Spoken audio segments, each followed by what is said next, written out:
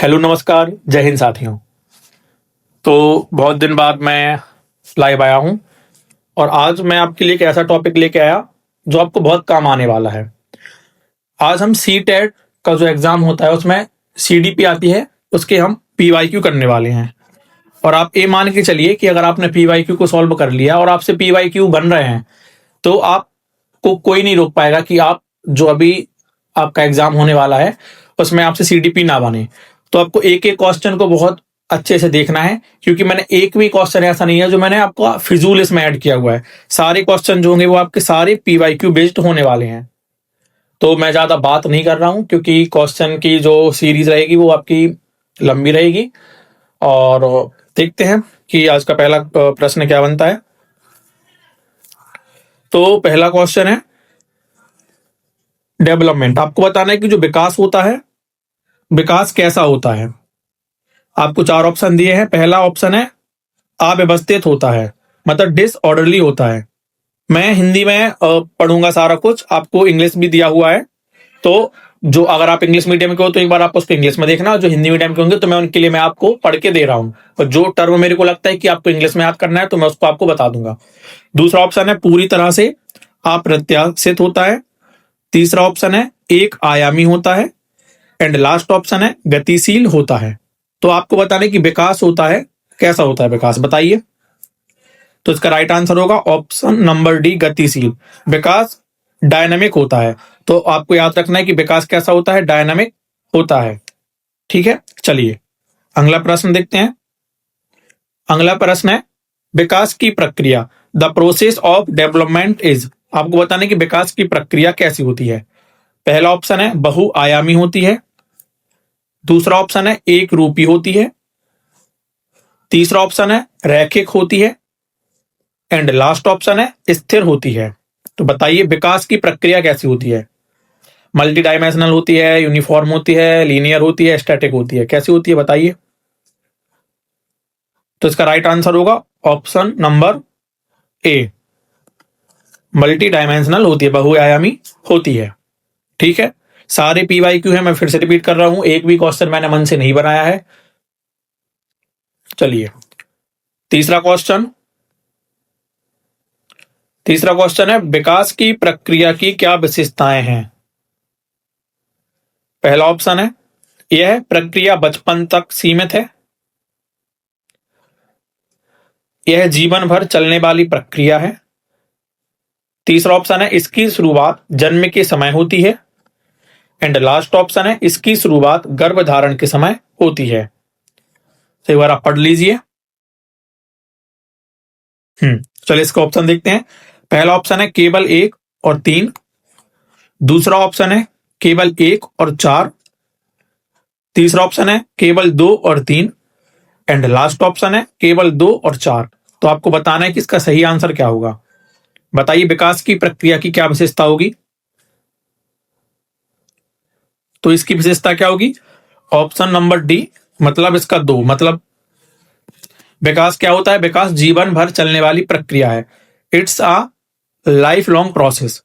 And fourth बोल रहा है वो इसकी शुरुआत गर्भधारण के समय से ही होती है। तो आपको याद रखना है, अकेले करके भी आपसे पूछ लेगा और आपको कथन में भी पूछ लेगा, तो आपको दोनों में आपको ये फैक्ट पता होनी चाहिए।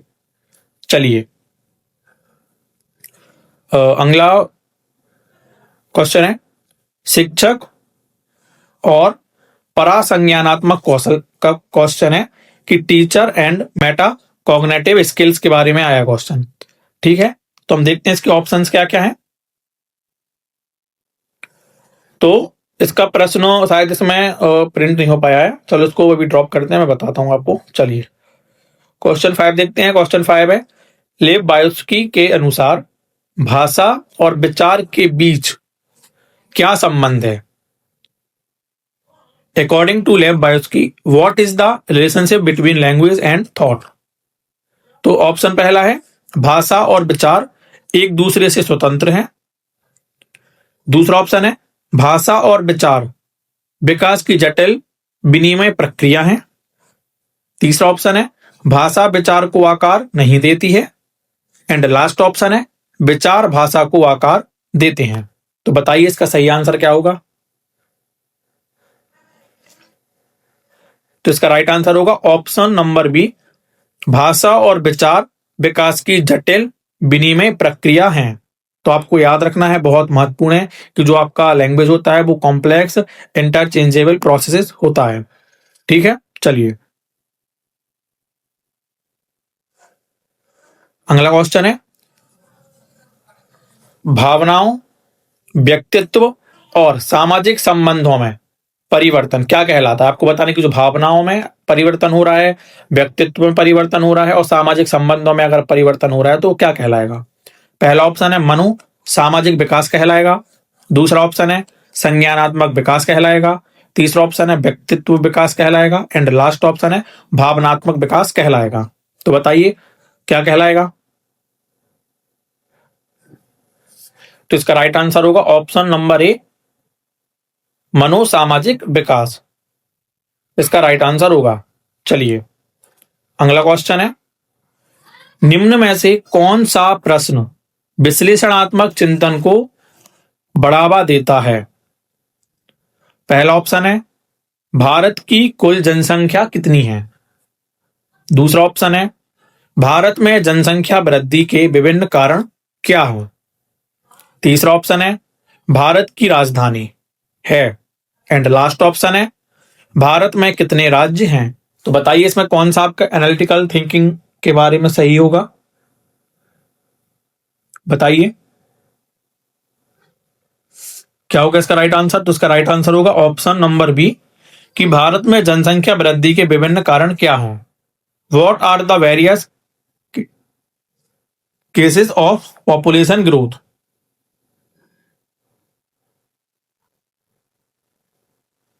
भारत में जनसंख्या वृद्धि के विभिन्न कारण क्या हैं, इसका राइट आंसर हो जाएगा। चलिए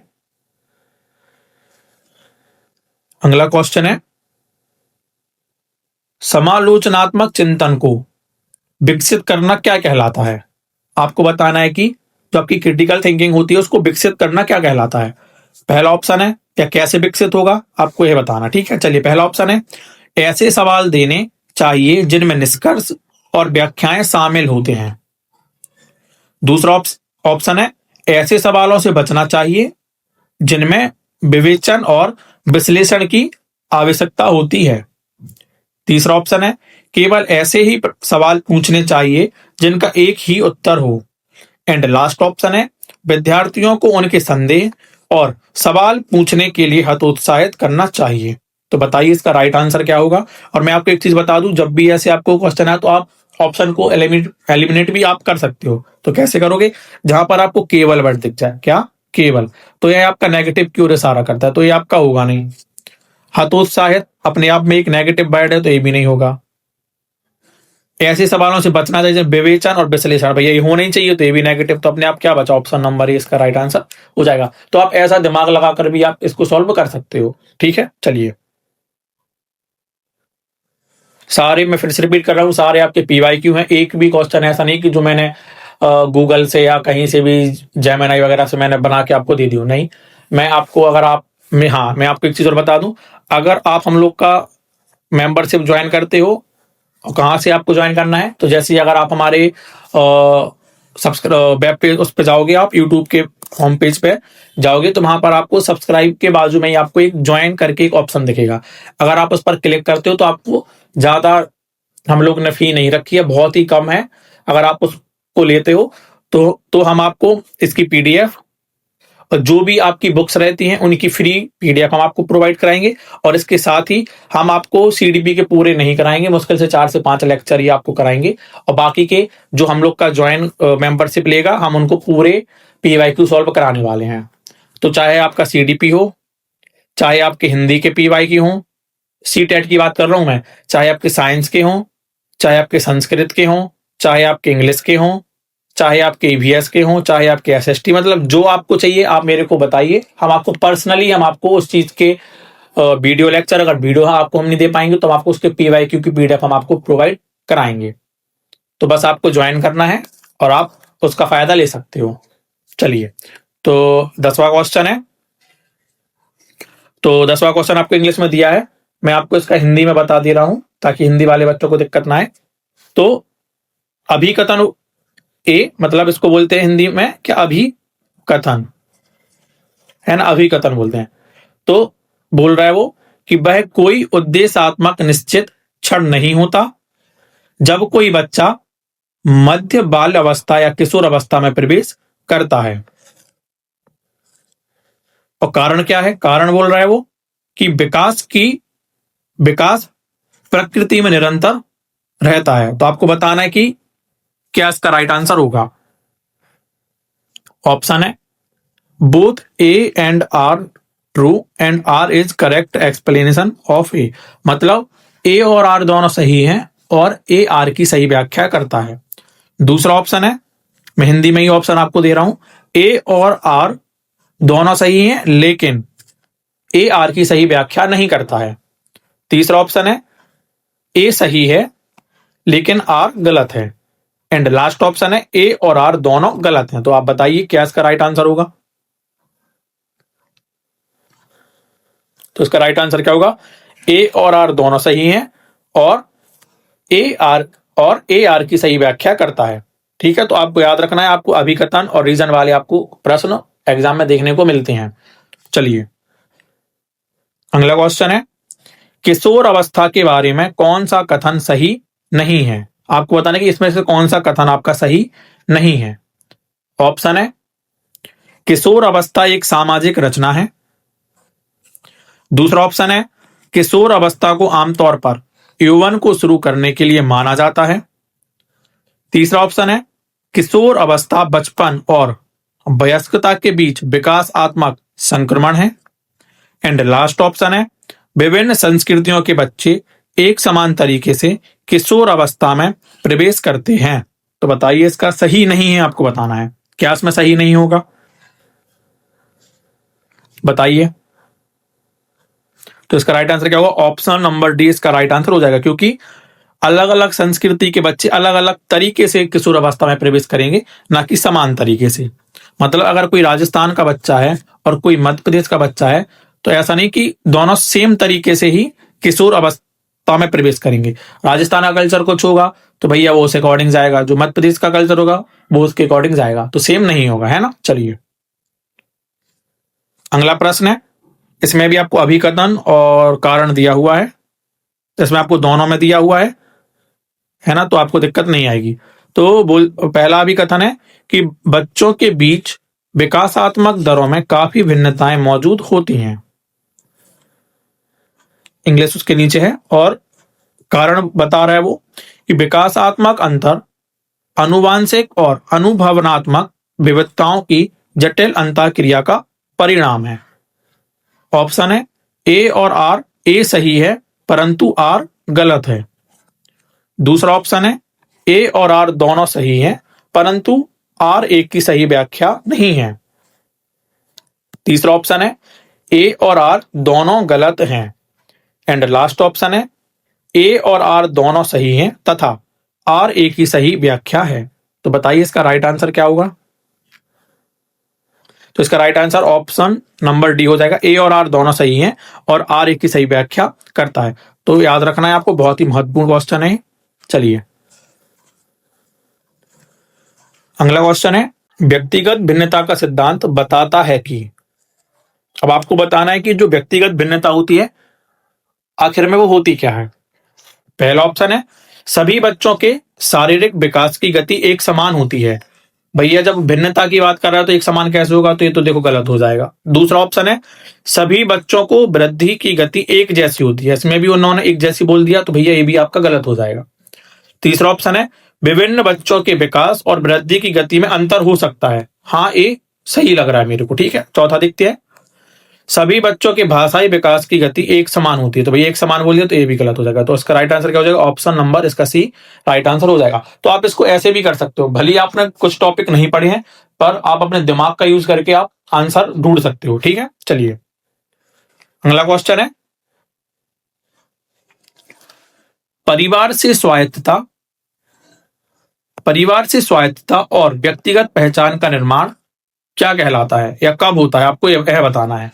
अगर आपको autonomy from family and building on identity, तो पहला ऑप्शन है प्रारंभिक बाल अवस्था।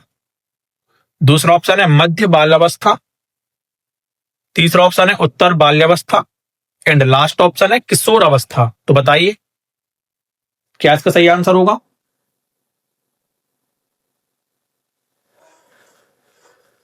तो इसका राइट आंसर होगा ऑप्शन नंबर डी। मतलब किशोर अवस्था में बच्चा क्या करता है, परिवार से स्वायत्तता चाहता है और अपनी व्यक्तिगत, अपनी खुद की पहचान के लिए वह आगे बढ़ता है कि मतलब मेरी पहचान बने, एक अब उसके मन में आता है, किशोर अवस्था में आता है। ठीक है, चलिए अगला क्वेश्चन है। ये भी आपको इंग्लिश में दिया है तो मैं इसका हिंदी में आपको बोल दे रहा हूं।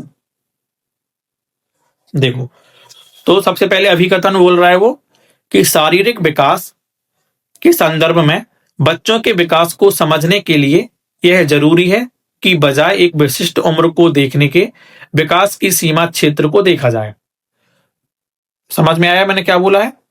ठीक है। अब कारण बोल रहा है वो कि बच्चों की वृद्धि व विकास में व्यक्तिगत भिन्नताएं होती हैं। ठीक है, चलिए तो इसका ऑप्शन देखते हैं।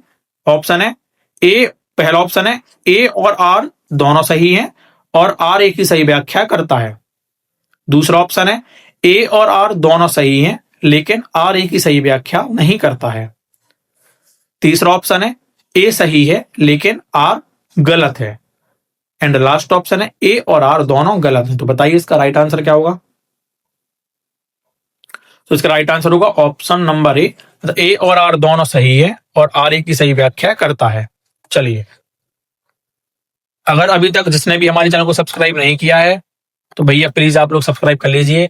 और आप चाहते हो कि हम आपको ऐसे ही PYQ कराएं तो प्लीज आप अपने दोस्तों को शेयर कीजिए और आपको जो टॉपिक चाहिए हो आप हमको कमेंट में बताइए, तो उसके हम आपके लिए वीडियो प्रोवाइड करा देंगे। और हम लोग कोशिश कर रहे हैं कि आपके कल से आपके जो हिंदी के भी जो PYQ हैं आपके सीट टेट में जो आए हुए हैं तो उनकी भी क्लास लेंगे और इसकी क्लास आप लोगों के लिए मैम लेके आने वाली हैं।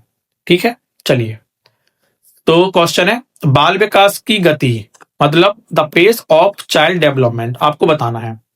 पहला ऑप्शन है एक समान, मानकीय और अव्यवस्थित होती है। बहुत ध्यान से सुनना है आपको क्योंकि बहुत कंफ्यूजिंग वाले ऑप्शन है सारे और ये क्वेश्चन आया हुआ है, मतलब सारे क्वेश्चन आए हुए हैं ना। दूसरा ऑप्शन है बाल विकास की गति में व्यक्तिगत भिन्नताएं होती हैं और यह अव्यवस्थित होती हैं। तीसरा ऑप्शन है एक समान होती हैं, मानकीय और कुछ हद तक सुनियोजित और क्रम अनुसार होती हैं। एंड लास्ट ऑप्शन है बाल विकास की गति में व्यक्तिगत भिन्नताएं होती हैं और यह कुछ हद तक सुनियोजित और क्रम अनुसार होती हैं। तो बताइए इसका राइट आंसर क्या होगा? मैं रुका हूं, एक मिनट आप सोचिए और बताइए क्योंकि ये गलत नहीं होना चाहिए। ये बहुत ही महत्वपूर्ण प्रश्न है, जिसने अच्छे से बाल विकास को पढ़ा होगा उससे क्वेश्चन जरूर बनेगा। तो बताइए क्या इसका राइट आंसर होगा?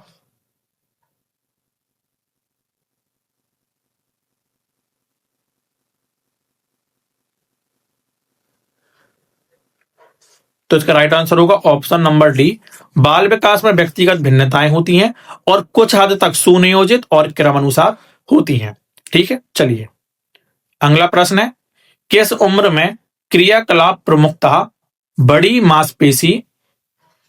मांसपेशियों की स्थूल गति मतलब ग्रॉस मोटर पर केंद्रित होती हैं? तो आपको बताना है। पहला ऑप्शन है शैशवावस्था, दूसरा ऑप्शन है प्रारंभिक बाल्यावस्था, तीसरा ऑप्शन है किशोर अवस्था एंड लास्ट ऑप्शन है माध्यमिक बाल्य अवस्था। तो बताइए इसका राइट आंसर क्या होगा? तो इसका राइट आंसर होगा ऑप्शन नंबर ए, शैशवावस्था में होता है। चलिए अगला क्वेश्चन है, इसका भी मैं आपको हिंदी बता दे रहा हूं। हिंदी में है कथन सबसे पहला कि स्कूल में सीखने के लिए बच्चों के गति कौशल का समन्वय महत्वपूर्ण नहीं है। अगर आपको स्कूल में सीखना है तो इसमें बोला है इन्होंने, मतलब कथन बोल रहे हैं वो कि स्कूल में सीखने के लिए बच्चों का मोटर स्किल जो होते हैं वो उनमें समन्वय होना जरूरी नहीं है। और कारण क्या है? कारण बोल रहा है सीखने में और विकास एक दूसरे से क्या होते हैं, स्वतंत्र होते हैं। कारण यह दे रहा है वो। तो आपको बताना है कि इसका राइट आंसर क्या होगा। ये जितने भी आपको अभिकथन और कारण वाले क्वेश्चन है ये उन बच्चों पे बनेंगे जिन्होंने बहुत डेप्थ में CDP को पढ़ा होगा, है ना। तो इससे आपको पता चल जाएगा कि कैसे PYQ आपको पूछे गए हैं। अभी भी टाइम है, अगर आपसे नहीं बन रहा है क्वेश्चन तो आप उसको थोड़ा और अच्छे से पढ़िए ताकि आप एग्जाम में अपना अच्छा स्कोर करके आ पाओ। तो पहला ऑप्शन है ए और आर दोनों सही हैं और आर ए की सही व्याख्या करता है। दूसरा ऑप्शन है ए और आर दोनों सही हैं परंतु आर ए की सही व्याख्या नहीं करता है। तीसरा ऑप्शन है ए सही है परंतु आर गलत है। एंड लास्ट ऑप्शन है ए और आर दोनों गलत है। तो बताइए इसका राइट आंसर क्या होगा? तो इसका राइट आंसर होगा option number D, both A and R false, मतलब दोनों गलत है, ए भी गलत है और आर भी गलत है। चलिए फिर से आपका अभिकथन और रीजन वाला क्वेश्चन है। तो जिसमें बोला है कि सीखने की प्रक्रिया के दौरान बच्चों द्वारा की गई त्रुटि को उनके संज्ञानात्मक विकास के एक भाग के रूप में देखा जाना चाहिए। मतलब अगर बच्चा सीख रहा है, बच्चा क्या कर रहा है, अगर सीख रहा है और उसमें अगर वो कोई त्रुटि करता है तो उन्होंने बोला है कि उसको आप कैसा देखोगे, आप उसको आप कॉग्निटिव डेवलपमेंट के रूप में आप देखोगे। अब कारण क्या है? तो कारण बोल रहा है वो कि बच्चे वयस्कों की तुलना में चीजों को अलग तरीके से सीखते हैं, ये कारण दे रहा है वो। तो ऑप्शन देख लेते हैं क्या क्या है। पहला ऑप्शन है ए और आर दोनों सही है और आर ए की सही व्याख्या करता है। दूसरा ऑप्शन है ए और आर दोनों सही हैं परंतु आर ए की सही व्याख्या नहीं करता है। तीसरा ऑप्शन है ए सही है परंतु आर गलत है। एंड लास्ट ऑप्शन है ए और आर दोनों गलत हैं। तो बताइए इसका राइट आंसर क्या होगा? ये सारे आपके कॉन्सेप्ट बेस्ड क्वेश्चन है, जिन्होंने अच्छे से पढ़ा होगा उन पर ही बनने वाले हैं। तो इसका राइट आंसर होगा ऑप्शन नंबर ए, मतलब ए और आर दोनों सही हैं और आर ए की सही व्याख्या करता है। सारे आपके सीटेट के क्वेश्चन है, मैं आपको बता दे रहा हूं कि ये क्वेश्चन सीटेट 2023 का क्वेश्चन है। मैं आपको शिफ्ट भी बता दे रहा हूं। आपका यह जो शिफ्ट सेकंड हुई थी किस तारीख को, 28/1/23 को हुई थी। और मैं आपको क्लास भी बता दे रहा हूं ताकि आपको ये ना लगे कि मैंने कुछ आपको मैं फालतू का बता रहा हूं। तो अगर आपके पास कोई बुक हो या कोई पेपर हो तो आप देख लेना, आपको ये क्वेश्चन देखने को वहां मिलने वाला है। ठीक है, और आप चाहते हो कि मैं आपको पूरी बुक दे दूं तो आपको कुछ नहीं करना है, आपको हमारे ज्वाइन पे जाके आपको हमारी मेंबरशिप लेनी है, हम आपको पूरी पीडीएफ दे देंगे।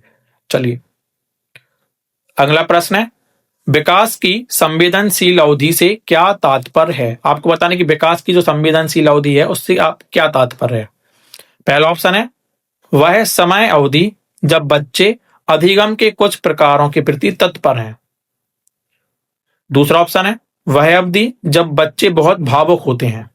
आपको बताना है कि सेंसिटिव पीरियड से क्या तात्पर्य है ना, बहुत महत्वपूर्ण क्वेश्चन है ये, है ना।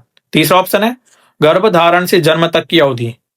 एंड लास्ट ऑप्शन है शैशवावस्था में किशोर अवस्था तक की समय की अवधि। तो बताइए इसका राइट आंसर क्या होगा? कौन सी बोलोगे आप संवेदनशील अवधि? तो आप बोलोगे ऑप्शन नंबर ए, मतलब वह अवधि जब बच्चे अधिगम के कुछ प्रकारों के प्रति क्या होते हैं, तत्पर होते हैं, मतलब ready for certain type of learning, है ना। बहुत महत्वपूर्ण है ये। अगला प्रश्न है, स्नेहा का कद तेजी से बढ़ रहा है।